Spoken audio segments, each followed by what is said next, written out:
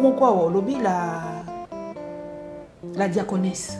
On a aussi référence na nani, pe na dossier nini. Pour la nini, ko benga moto. Un peu avec un certain mépris na sentir rango ndenge wana. Sentir rango na sentir rango penza local. Likambo nini oko muto na titre na na kombo na o bambe titre ka ndenge wana batu. Eza nini? Expliquez nana. Est-ce que diaconesse est titre mabe? Ya manamu. Pourquoi ça kana? Titre ko ça la bien mais tonalité ndé eza manamu te. Nana ali mutete la. Nana za na tonalité te lokwa mutu bandeko nanga ya bandundu. Ya solo. Non mutana tonalité na. C'est quoi likambo la diaconesse ça lioni? Non, ezali likambo ya mama ya lataka bilamba na ye ya vert, mama na belle détail ni bwana lisusu. Kasi to ngana yo mama, omoni ngana yo zalaka oleki, otikelinga ban. Na yeko tanga za lokolo meli libele nga otikelinga na yeko melango na classe. Eza na bongo te. Eza mutu moko azalaka répétaka ba justement so ko ba justement na Congo babika eza vieux chaîne. Muna muzalaka na ba très caractéristique na ye. Mama Adela lataka bilamba ya vert. Eza style oyo yalingaka. Ndeko matata ponyo lataka cravate rouge. Eza style oyo yalingaka. Donc soki eza soko lingo lobela ye il faut makamona so ezala. Eza journalistique. Dans les principes. Au Nganayo, tout le temps. On est à vie privée, hein? Bilamba à vie privée. La maman aux habits verts. Mais cette fois-ci, cité dans un bradage des actifs miniers de la communière. Likambango ya linini. Tulandi rapport ya IGF. Oya lobeli, lulenge kani, ba part ya communière était kami. Et pas yabatu. Mais à ça les nuances que communière a na yeko teka ba part. Mais esengeli yambo ya koteka ba part wana réévaluation à ba part wana epesama et pas ya organe technique ya gouvernement de la République va bien coopérer. Et les gars qui kunate? Et les gars qui étaient maman. Dans un rapport il y a 9 pages. L'IGF a retracé comment le part de la communière ont été vendus. Vendus ou bradés? D'abord vendu, puis bradé. Okay. Les lois à l'État, ils sont de l'autre côté. Et les lois, ils sont de l'autre côté. IGF a lobby, na bradage wana. Moi, ba pourcentage etikala qui est pas ya communière. Motivation au baté keli yango ba bradé yango ezali nini? Ba lobby pour la survie. Ya communière na bat o bazakuna survie. Nde baté ki yango 5% ekei. Après ba yokote ka nyonso etikali. Pour la survie a démontré dans rapport na ye que manso baté ki bradage wana l'État a bénéficié même pas $1. Ezali expressement repris dans rapport ya IGF. Poso ela mu bandeko esengo mingi lisusu ya kokuta na bino na mokolo na lelo na yambeli bino mwana mboka Patrick Lokala ali sumuta ko présenter te toko soa na ye masolo na monoko na biso Lingala, la plus belle langue du monde. Et comme il Patrick Lokala na moni ozongi forme na moni Dubaï ça bien. Mbote maman Paulette. Esengo mingi ya kuyamba malisusu awa esali mwa mikolo. Na yebi kozaki na mwa kopema na Dubai biso. Te eyalaki kopema te. Ezalaki tozalaki penza na occasion ya kosala ba bengi échange d'expérience na bandeko na biso ya mboka oyo eza mboka ya solo na biso tozalaka lokola na lifelo. Donc tozalaki pena na occasion ya kozwa expérience ya bato basalaka na mboka ya solo. Bango pi bazui expérience ya bato basalaka na jungle na anarchie et sika pi mboka égalité.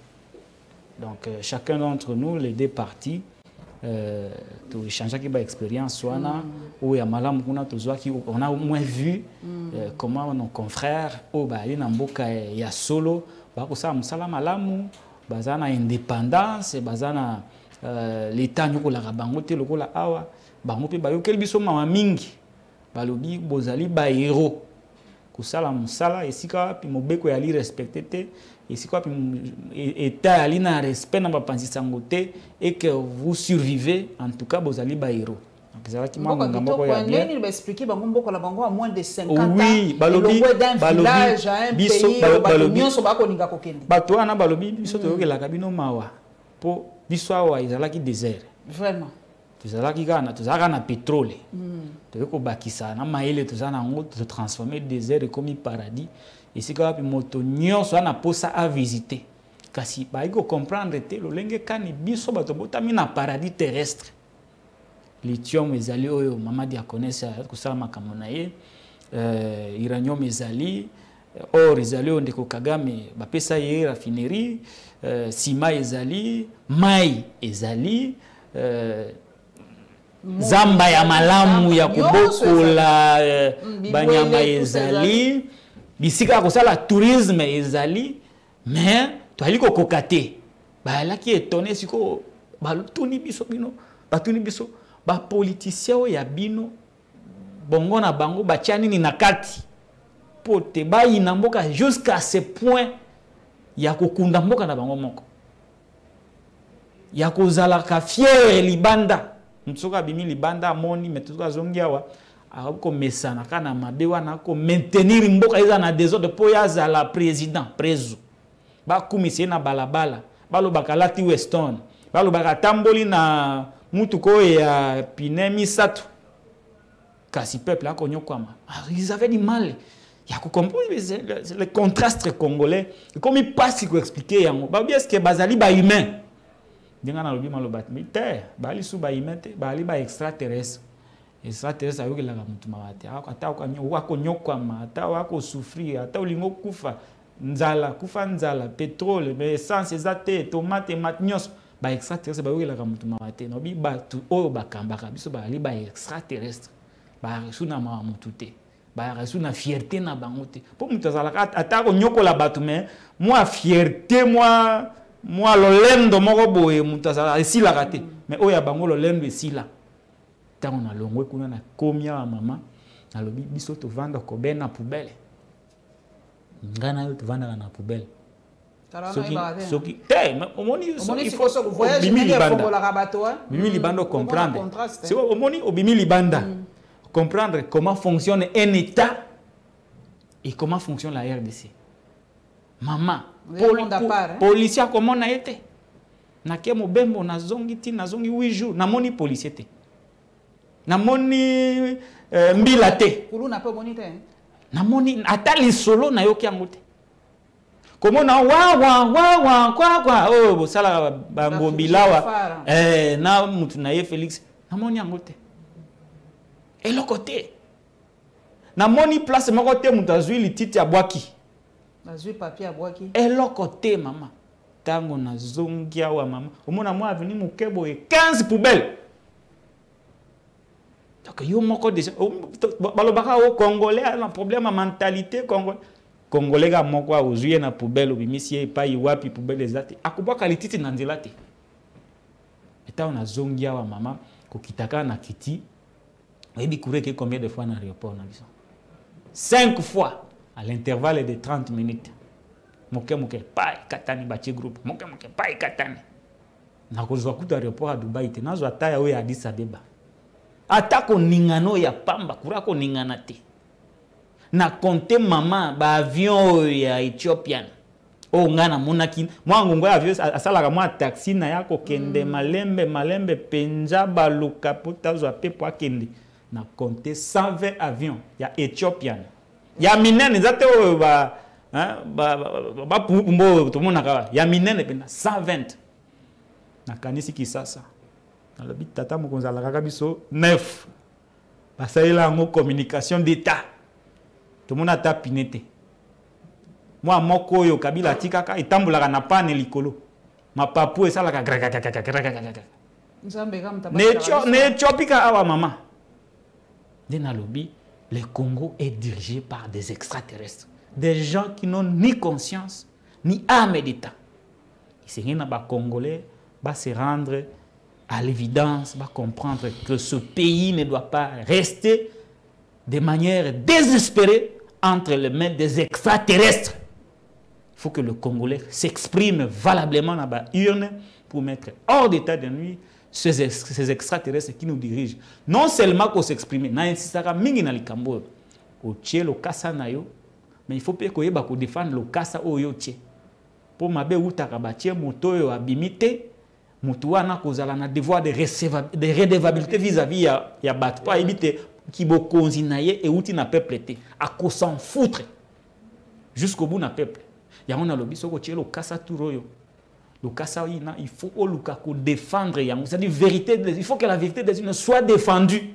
Et ça a été combat à Fayoulou à porter yango, il faut que au voter au poni mutu na yo, au monite ba yibi vote wana, il faut oyako défendre yango jusqu'au sacrifice suprême. Pote mbeba ya ikule bandaka wana, ceux qui ba yibi vote.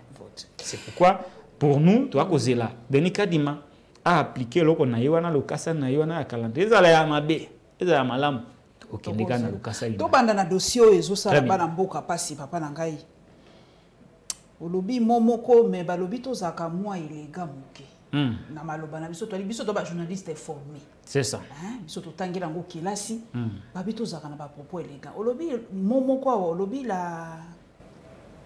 la diaconesse wana zo sa référence na nani na dossier nini pour la nini oza ko benga moto un peu avec un certain mépris na sentir rango ndenge wana sentir rango na sentir rango penza local likambo nini oko moto ali na titre na ali na kombo na o bambe titre ka ndenge wana batu eza nini expliquer nani est-ce que diaconesse eza titre mabe ya malamu pourquoi eza kana titre ko la bien mais tonalité nde eza malamu te ngana ali mutete la ngana za na tonalité te lokwa mutu bandeko nanga ya bandundu ya solo non mutana tonalité na siko likambo la diaconesse ça lioni non ezali likambo ya mama ya lataka bilamba na ye ya vert mama ana beso détail nini wana lisusu kasi to ngana yo mama omoni ngana yo zalaka oleki otikelinga ban na ye ko tanga za lokolo meli libele nga otikelinga na ye ko melango na classe eza na bongo te ba yibisa biso poleta leka awa na classe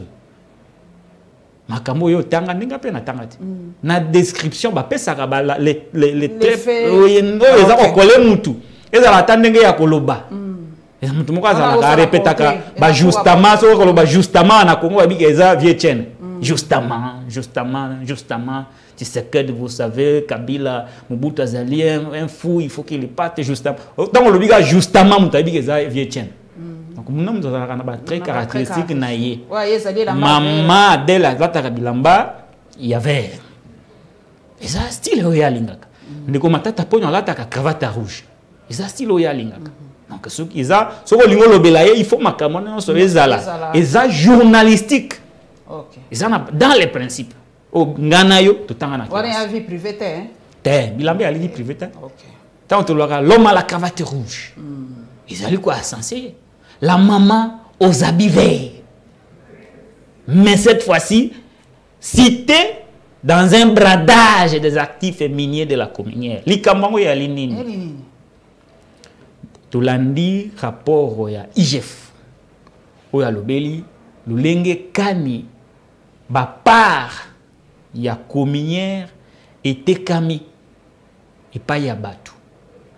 Mais à ça les nuances que communière aoki na yeko teka ba part mais esengeli yambo ya koteka ba part wana expertise epesama réévaluation à ba part wana epesama et pas ya organe technique ya gouvernement de la République ko ba coopérer délégué ki kuna te délégué ki te mama nde mutu organe technique wana gouvernement de asali expertise na ye apesi ba recommandation pour te ba part etekama. Dans un rapport à 9 pages, l'IGF a retracé comment le parts de la communière ont été vendus. Vendus ou bradés? D'abord vendus, puis bradés. Ok. Les lois à l'État sont de l'autre côté. La communière, et les lois qu'ils ont tout a été vendu, puis bradé. C'est prouvé noir sur blanc dans le rapport il y a IGF. Puis IGF a lobby, na bradage wana. Moi, ba pourcentage etikala qui est pas ya communière. Motivation au batekeli yango ba brade yango ezali nini? Ba lobby pour la survie. Ya communière na bat o bazakuna survie. nde bateki yango 5% ekei après baye koteka nyonso etikali pour na survie a démontré na rapport na ye que manso bateki bradage wana l'état a bénéficié même pas $1. Ce que rapport wana de la première page à la dernière, il est clairement prouvé que l'État congolais n'a bénéficié d'un rang, d'aucun rang. Atteint $1 à Pambo Bazui, na bradage wana batie na libengalita et loko réalité. Ils allaient expressement repris dans rapport il y a IGF. C'est cela la mauvaise volonté, maman. Comment bino boko décider boteka eloko ya l'État sous prétexte que l'État peut s'arrêter sous subvention pour le fonctionnement de la communière. Quand c'est un boté qui l'État a gagné naie et loko. Natangela yo pe moi ba tweet moké ya moi na mboka Yves Buya o pa l'école de journalisme le quoi biso. Très bien. Alobi Alingeti dit que les 33 millions de dollars de Zinji na communière pour l'achat de ses parts 15% sont volés. Faux. Une partie des fonds gardés pour la relance de communière à la Robank dans un compte d'EATA 12 millions US, donc 2 millions de dollars au total. Les restes ont servi arriéré et forage. Alobi, preuve à la pluie. Mosusu ya suka papa na biso Yves Buya uti koloba. Na kotanga tweet à Yves Buya, pathétique. Alingeti dit dans une émission AVZ, voulait acheter à 10 millions les 15% des parts de communière à 150 millions de dollars, qui ne figure même pas dans son rapport où il a omis AVZ, qui depuis 2019, sous ses côtés, parle $1 million US par part. Donc, maman, des cloches. Attendez. Ndeko Yves Buya. Ali moninga nangai. Nandeko Edmond Izuba. Ali pisu moninga nangai. Bangonde pena baeko dindisa. Maman Diakonesse, Maman Adele Kainda, la femme aux habits verts. Bandimite rapport ya IGF ezali ya solo. IGF a kolobela 154 millions de dollars américains au ezalaki réévalué par rapport à vente à ba part montant global oyo mbongo wana il fallait zala oyo ndenge expertise pesami soki bateka ki régulièrement et il a rapporté 154 millions de dollars américains. Na Twitter andeko Yves Buya a colobé 150 millions. Donc vous voyez qu'il y a même de l'imprécision dans son propre tweet. Azo dénaturé rapport à IGF. Ça prouve que ndeko Yves Buya attend qu'il n'ait rapporté. Il s'est contenté de quelques ramassis sur les réseaux sociaux. Parce qu'il présente mal les faits. D'un côté, je vous parle de 154 millions, mais il y a lobby 150. Non, avant il y a quoi analyser les camo. Pesana nous va faire. Makamwana ba yebi yango ke il faut pesana nous va faire ndenge muto lobby. Donc déjà, ça prouve que ndeko Yves Buya n'a pas lu les rapports de l'IGF. Bon, je comprends par ailleurs, azalaka moi trop pris na ba émission, peut-être qu'il n'a pas eu le temps de bien préparer son tweet. Il était un peu dans la émission, il a dans la précipitation. Il a dit que c'est une œuvre mal faite. Il y a les bossu en wana. Il y a mis balé. Ndeko Jules Alingeti alobi te. Ba paro il fallait te comme 154 millions. Ba te qui a mon appris à C. Na 33 millions. Deuxième effet à relever, au moins 121 millions de dollars dans la nature. Bakaboli yango mutu ayebi esika mbongana aza azate mbongana ekeka kaboye dans la nature perdu, l'état a perdu 121 millions de dollars. Etikali 33 millions ndeko Jules Alingeti alobi balie yango lisusu ndesika nako koya na makambo ya ndeko Yves Buya na Edmond Izuba. Ndeko Edmond Izuba na Yves Buya alobi oui, il est vrai que babradé Bactif wana ya communière na 33 millions de dollars. Kasi mbongo wango ezawapi. Soko landi émission andeko Edmond Izuba nandeko Yves Buya balobi te. Ndambo ya musolo babombi yango na Robank. Kasi ndambo mususu ezawapi. Baye basaki ba forage ba wana basali na musala mususu. Ndambo mususu ezawapi.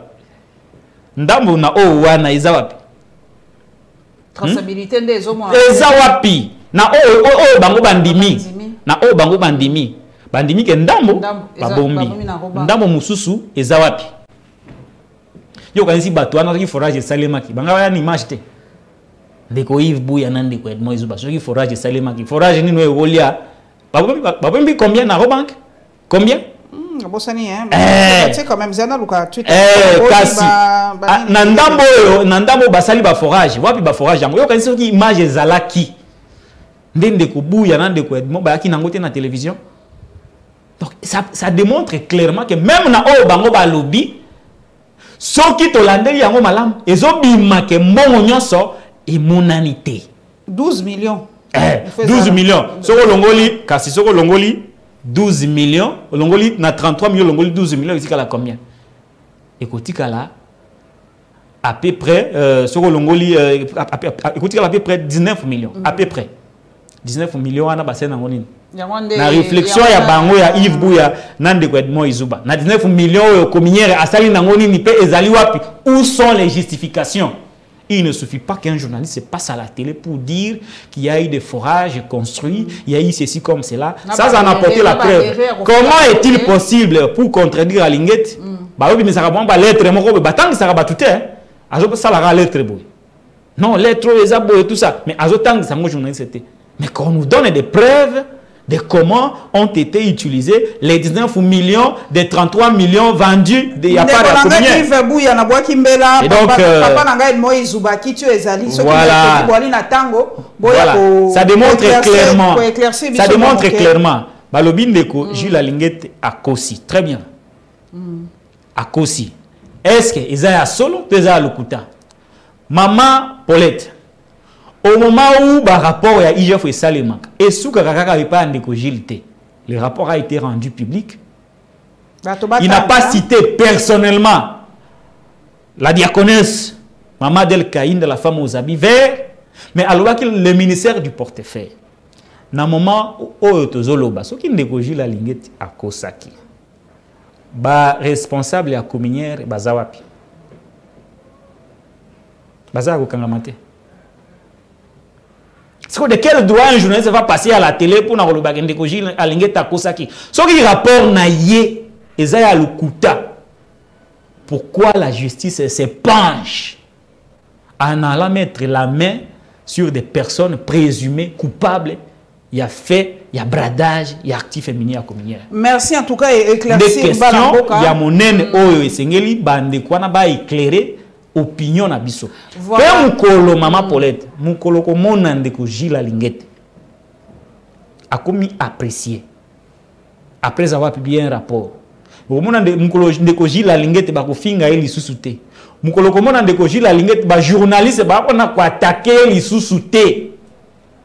Mukolo na il faut totalement désespérer, c'est que l'homme a trahi le combat. À chaque fois ça la rapport na yé net oyo asali et si quand toi comme que Maman Adèle Kaïnda, la femme aux habits verts, azali cité dans les cadres de son portefeuille et que eboti agitation batu o yakala o bazalaka accablé par les rapports de l'IGF basali front commun na batu Maman Adèle Kaïnda pour nuire non seulement à l'image de l'IGF mais aussi à la personne de Gilles Alinguette. C'est que Moussa les Oussali Makitok. Voilà, merci en tout cas télévision Ali Tango. Bisoto zalaka soki toyo ki sont des cloches oyo to boaka kambela Maman Adèle Kaïnda soko zali na bateau bakoya ko défendre bazali Yves Buya pardon Yvon c'est le prénom de mon père Yves Buya kiti ezali oleki Edmond Izuba na boaki mbela boya ko éclaircir pour papa Patrick Local a assis à l'obi oye point de vue bisoto zalaka au milieu du village papa nangai pe na kosenga na bango débat ayo salaka débatté kasi na kosenga débat et pas bandeko nangai ndeko Yves Buya na ndeko Edmond Izuba bango mibale ba vandi to vanda dossier ya communier to éclairer opinion na cadre de débat contradictoire comme ça opinion a retiré ba conclusion parce que ezali dangereux que Moutou batangi na rapport o etali kanyaka au lieu kutu ACP là akende pa ya bazouzi pour approuver innocence naie il va passer par des communicateurs pour se défendre omoni pour se défendre ezala nango bien mais esengeli nde justice alavé c'est pourquoi biso toakosenga na justice babengisa ne serait-ce que maman Adèle Kayinda la femme aux habits verts pour bayoka ye soki bayoki ye opinion kozala fixée. Car si j'interpelle aussi un autre organe de contrôle, Bailly député, comment est-il possible qu'il y ait une grosse polémique autour de l'actif minier et communière évalué à 154 millions de dollars américains? Mais l'Assemblée nationale a vendu. Il est temps, il est temps qu'un député interpelle Maman Adèle Kayinda, la femme aux habits verts, a éclairé lanterne Yabaï. En plus, tu as dit Maman Wana, si a trahi ça, Modeste Bati Lukwebo, a comme une abagi Luando. Donc, il y a mais papa, Nazo Ebisayo, a l'impression que Modeste Bati. Donc, Mouto, na poste dans le cadre de la FDC, a comme une allié. Qu'est-ce que FDC allié? Qu'est-ce que FDC allié? N'a l'autorité morale. N'a n'a recommandé na ministère. Donc, il faut que loyal na bat. Non, c'est-à-dire quoi? Tu as été recommandé par un regroupement politique. Il ne faut pas y avoir l'électron libre. Peut-être yebi polémique à l'ibosé bandit de l'autre. C'est pourquoi il faut que le chef de l'État ouvre les bons pour voir na remaniement technique ou ezoya awa batu ya lolenge wana mona mboka mususu il suffit kaka oza la cité le gouvernement le chef de l'État se désolidarise ba ko senga yote pour l'image la probité morale du gouvernement qui ndenano ko pesa ba explication pas juge ba la vie soki ba la vie okozonga soki ba la vie te otikali kuna mais je ne comprends pas au Congo mutu azali cité na makambo ya modèle wana mais batika kaye batika kakaka kotika bato lolenge wana bayali cité na lobite kaibi o bayali cité na makambo ya kanyaka ezobibisa lokumu ya république ezobibisa lokumu ya gouvernement bino kokenda koluka badoy pa mindele na mundela kotala mais kuna Gilles Alingeti o azana crédibilité, azana confiance et opinion internationale na Mambi Matali la lutte contre la corruption. Il est reconnu là-bas comme l'expert, comme l'homme le plus crédible. Akoloba, pour nini bino kuna mutu na bino le seul qui est crédible na matière wana lobi ke na domaine ya communier kanyake yibami botali yango te me bako yako senga kanyake pa ya biso. Mundela komona biso lokola peuple batumoko ya zoba. C'est pourquoi il est du devoir du gouvernement Yako senga na maman Adèle Kayinda la femme aux habits verts a kende ko éclaircir situation n'est pas Bazouzi et puis Bazouzi peut pas activer yango ba bengi ça y est malamu to pona que rapport sur ka teka na publication mais sur ka tina sanction et ça la pe pona batonyo so olenge moko sikoyo toke na dossier zo sa pe bana mboka pasi mingi dossier ya papa Batubenga Ilunga ou alobia alembi na eko subir ba pression makasi mais ngalo kwa natanga ka mingi nazara penza dans la tutosphère congolaise na tuko tanga litani Shukran je pense alobi alokuté à montage ba futi e mbongo pour a démissionner eza mbala liboso te salama ibongo na mboka na biso apesi exemple ya Zuzi moko bakimisaka ya mwasi Sukabila donc eza na ngomba liboso te ezali cop basali cop pona kaka bokilie est-ce que penza makambo eza nini lisusu mama batangi yo pe lobi batangi pe pite akazali na kati te batangi ba cité na nommément na kati parmi bato ba ko sala pression pour na dossier wana yo mto ali moto wa kitakwaza na ba source makasi likambo yali ya solo penza tata wano ya komi makambo na ali nani oyo tangi wa Litsani Shukran kasi mukolo politico.cd te ali journaliste très bien ça me facilite la tâche journaliste appelle ça ba fait na ba source na eloko ya komi ba fait nini oyo ezo prouver que maman wana aliaki kanyaka ya songolo pakala pour démissionner o tata wana qu'est-ce qui prouve eloko nini ko pesa crédibilité na information ya ndeko na biso journaliste pour bon qui endi make mambi oya lobi ke ba corrompre pour démissionner eza ya solo source ezali crédibilité non seulement que la source n'existe pas mais ce qu'il dit n'est pas crédible. Ce que bato bakondi mayango lolenge kani babenga bango les accusations gratuites Toyebi, sa proximité avec la maison civile du chef de l'État. Toyebi, sa proximité avec le président de la République. Toyebi, sa proximité avec l'IDPS. Ce n'est un secret pour personne. Il s'est affiché, Toyebi Yango. Donc, il est dans son rôle d'un militant défendant un camp contre un autre, mais sous la casquette d'un journaliste. Voilà. S'agissant de Mambio et Lobami, Maman Paulette, Moutou Asali Moussanaye pendant 26 ans. Namboka Oyo, 26 ans de carrière et en magistrature. Il a connu les hauts et le bas. Il a supporté toute forme et obstacle, il a contourné les obstacles et belés. C'est-à-dire que Sala Moussala wana Namboka loko la Congo ezali miracle. Qu'on résistait dans Namboka loko ezali miracle pendant 26 ans. Moutalolenge wana ne tenait pas que sur son salaire. C'est-à-dire que Moussala magistrature ezala qui passionne quelque chose qu'il a choisi, pour lequel il a consacré toute sa vie, toute sa jeunesse. Alors qu'il a comme un âge à retraite. Est-ce que vous imaginez ça? Imagine Paulette qui monte. Aujourd'hui, vous avez un bané belé.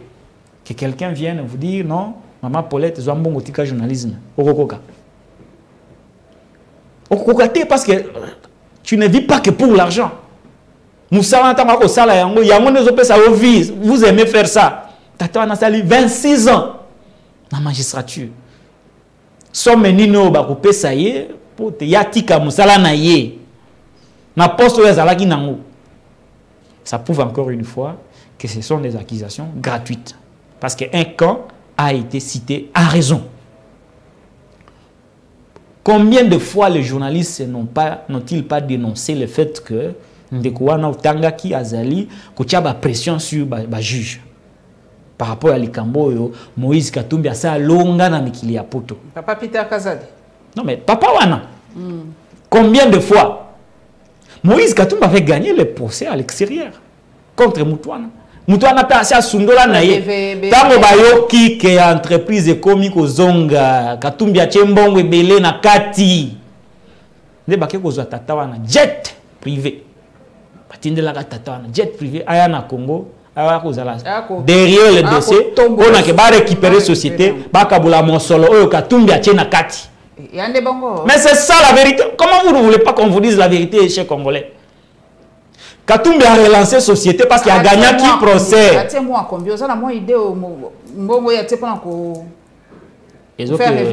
Autour il y a 15 millions. Autour il y a 15 millions de dollars américains.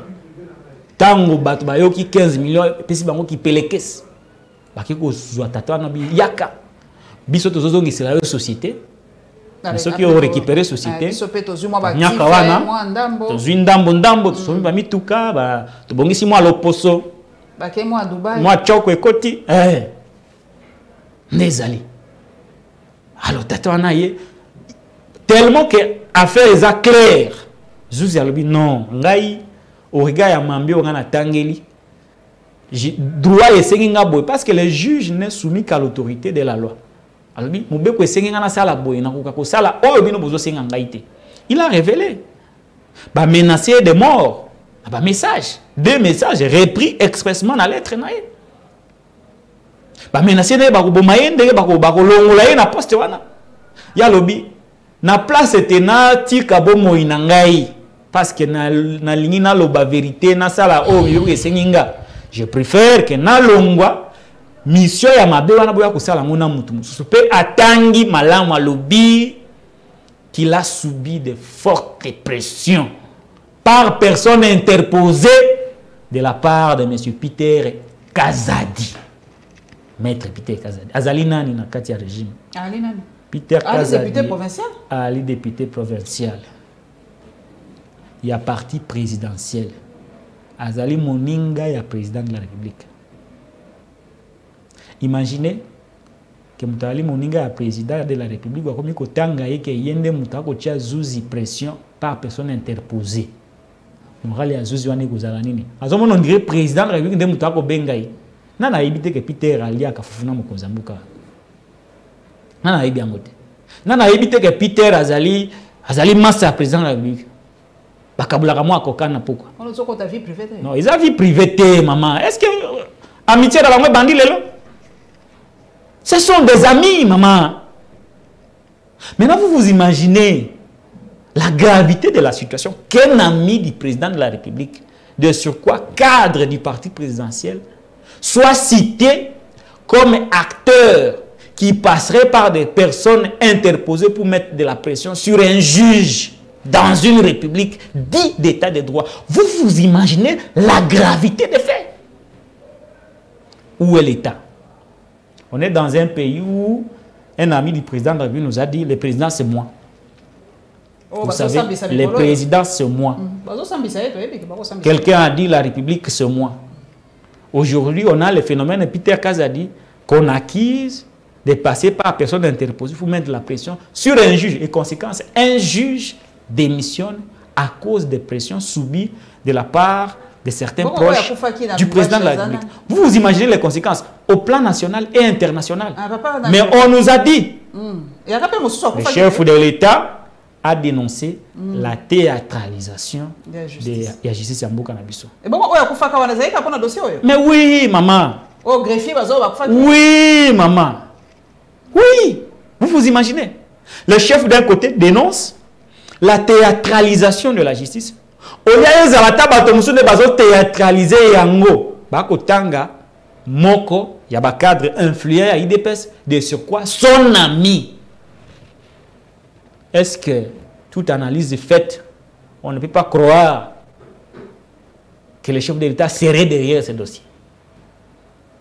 Parce qu'il a dit dans sa lettre que Tina Oyoba Koluka Koboto la Moïse Katumbi société wana pote Yazali un adversaire politique qui ne peut pas avoir des moyens na risque que aya ko combattre pouvoir na bango na 2023 na 2023 élection. Alors pouvoir za nani tango ba ko bloquer Katumbi pour taza na moyen te pour combattre pouvoir na bango te nana azali mukolo pouvoir Félix était. C'est pourquoi nous disons par rapprochement, par analyse, que toute analyse faite, on risquerait de croire que le chef de l'État serait derrière ce dossier. J'ai dit, on risquerait de croire qu'il serait... professionnel.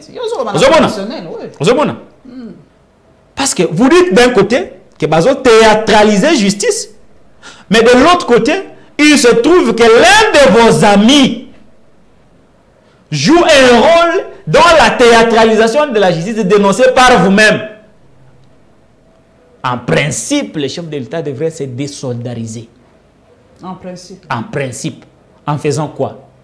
À demander à l'IDPS de désavouer publiquement l'honorable Peter Kazadi, qui est cité dans cette affaire.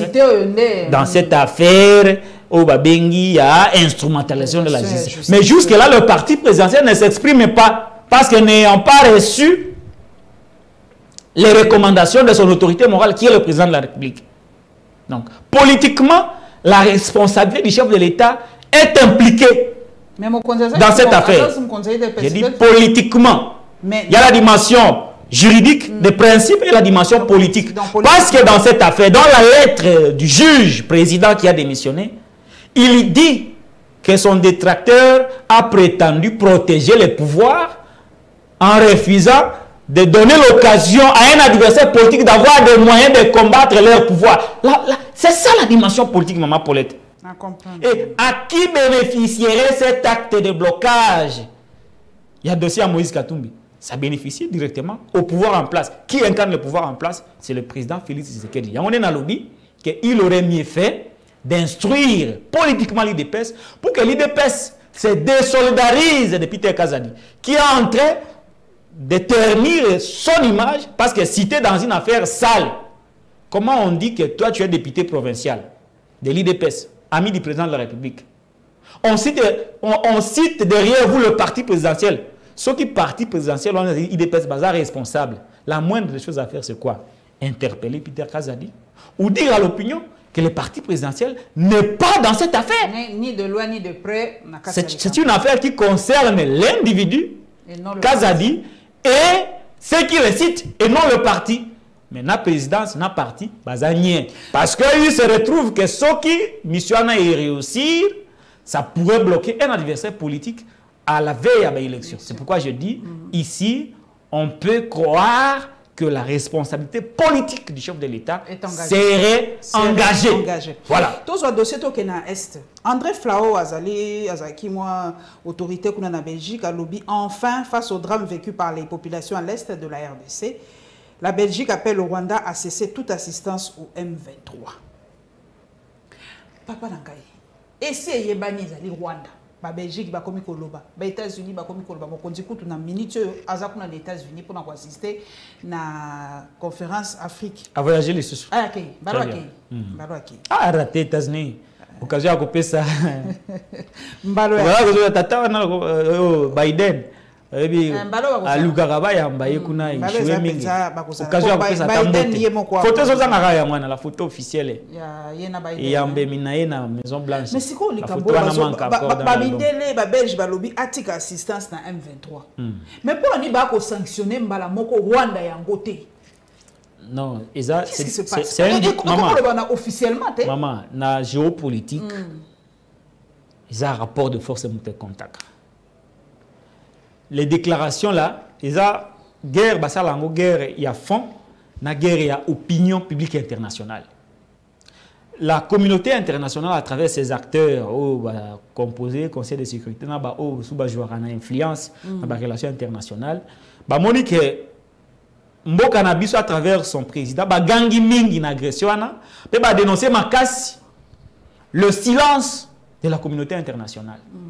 C'est-à-dire que l'opinion publique internationale est entamée contre la communauté internationale. Et ils veulent procéder à la réparation, c'est-à-dire faire une dénonciation fallacieuse, sans aucun fondement, pour laver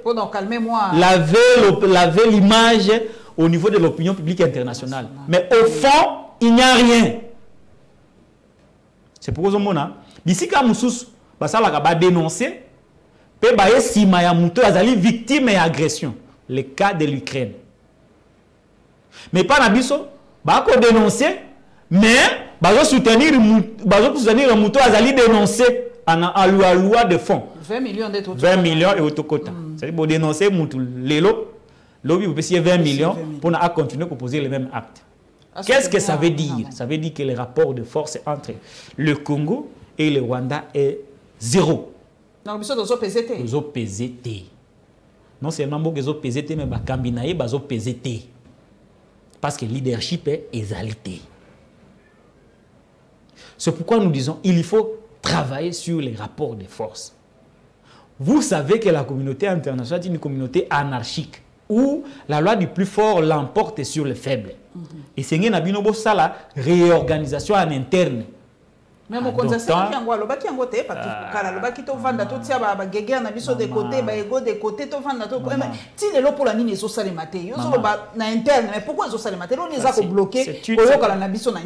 c'était un discours pour la consommation de l'opinion.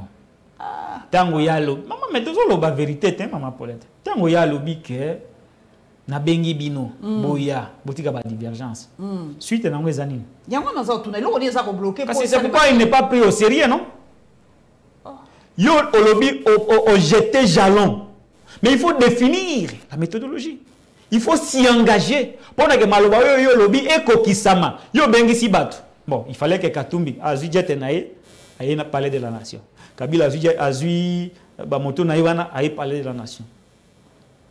Fayoulou a parlé de la nation. Mouzito a parlé de la nation.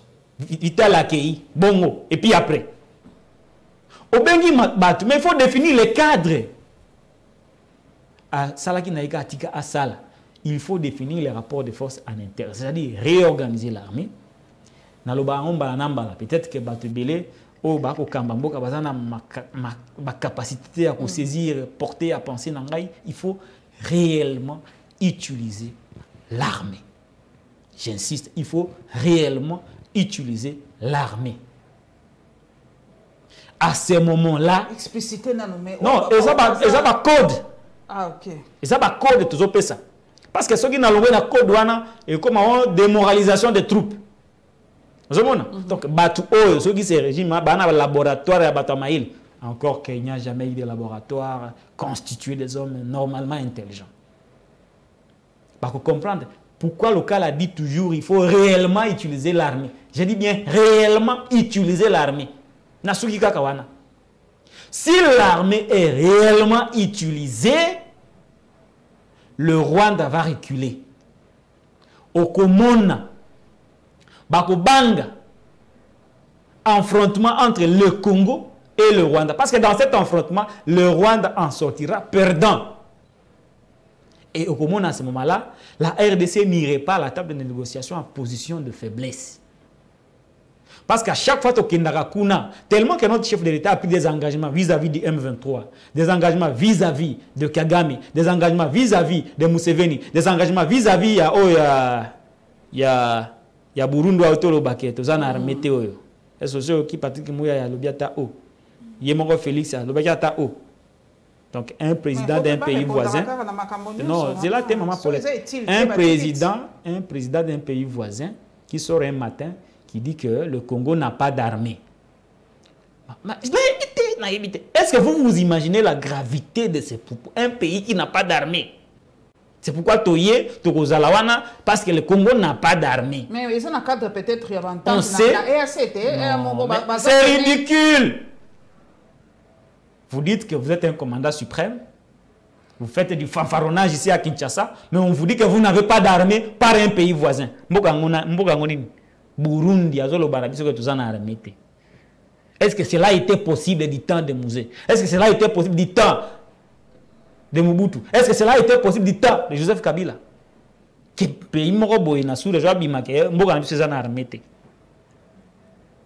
Est-ce que vous imaginez la gravité? On sait des engagements, il y a Zouakana Bango, on sait des engagements avec le M23, avec l'Ouganda, avec Kagame, avec l'EAC. On sait des engagements qu'il a pris vis-à-vis de ces gens-là. C'est comme ça qu'à chaque fois on s'engage.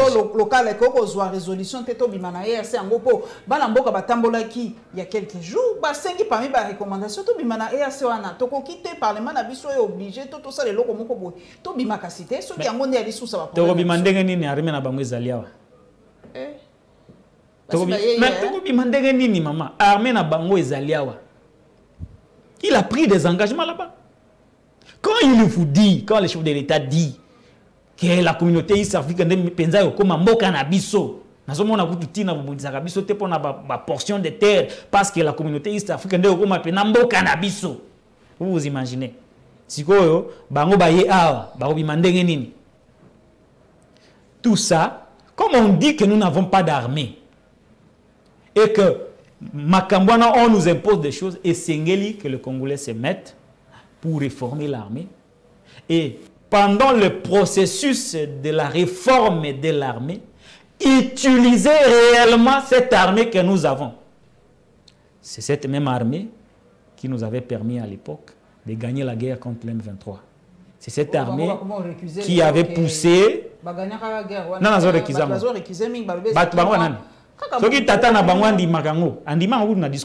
Le dernier discours qu'il a, à l'unité, le M23 a été défait en 2013.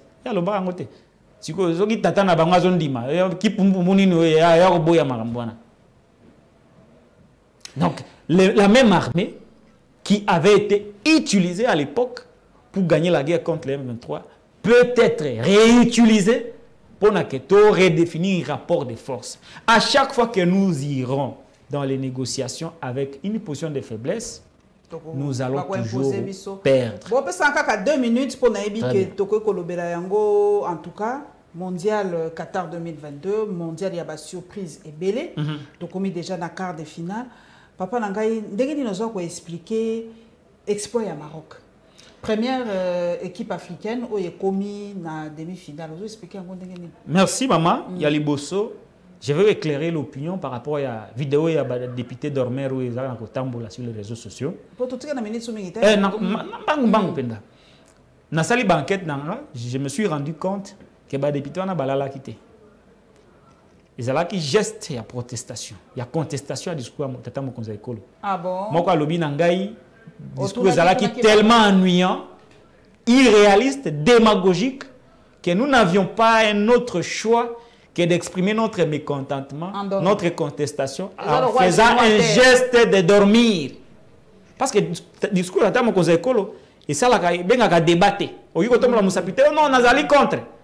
Le seul moyen pourrait de contester, de saboter les discours irréalistes et démagogiques du président de la République, qui geste wana ya kulala. Balala kité, zaki geste ya kulala, ne balala kité. Ils sabotage. Bah, il faut saboter. Mon façon ya saboter le kosoka lingi angote. Pour ya bango, ezalaki kolala pour pouvoir exprimer mécontentement na bango na discours démagogique à tata mokoza ekolo. Libanda ya plénière ezalaki mutu na mutu mwana kosala makambo na ye normalement comme si un président de la République n'était pas en train de parler. OK. Voilà. Par rapport au Maroc, ezali le fruit du travail. Maroc bâti volonté mingi na koluka kokoma mboka normal en travaillant dans le secteur rébellé, notamment le secteur ya sport. Ba club na bango évolution ezali, progrès ezali. Ba joueur na bango pe conscience ezali. Tellement que mboka ezali na souci à organiser makambo. Ba joueur na bango ba botama na mikili mususu. Ba tikala connecté à la patrie. Et belé ya bango ba yé ko répondre na appel à nation na bango. Et c'est ça qui fait que sélection ezui makasi. Je prends l'exemple, le seul exemple na kozoya Akram Hakimi. A botami na Espagne. À Betibal na Real Madrid, à Paris, mais connecté na mboka naï. Alors, sélection ya mboka ezala bazwaka les meilleurs du moment à travers ba club yaminen nde basali sélection, ce qui fait que na organisation batiaki en place et sungi bango basali éliminatoire kitoko balongola kibiso kutu.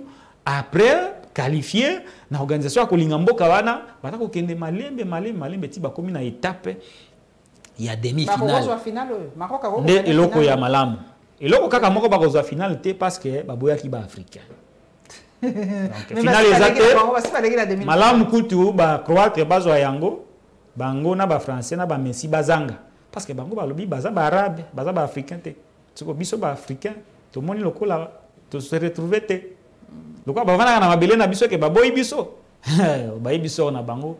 Eloko ana bakozwa to zalaka ndenge moko na biso na bango mutakozwa eloko azate. Donc c'est ça, malgré le fait que baza jaloux, non baza jaloux te bango balobi ke ba féliciter peuple ya Maroc, ba féliciter ba arabe, ba africain, ba biso to za ba africain te to yakandi koya, mais baza mabele na biso bakoko na biso bata likambo wana parce que bato ana soki bazui to komela maite bazonga kandeke bakindeki. Histoire de Goutika, il y a une demi-finale, mais demi-finale, ils ont été traités.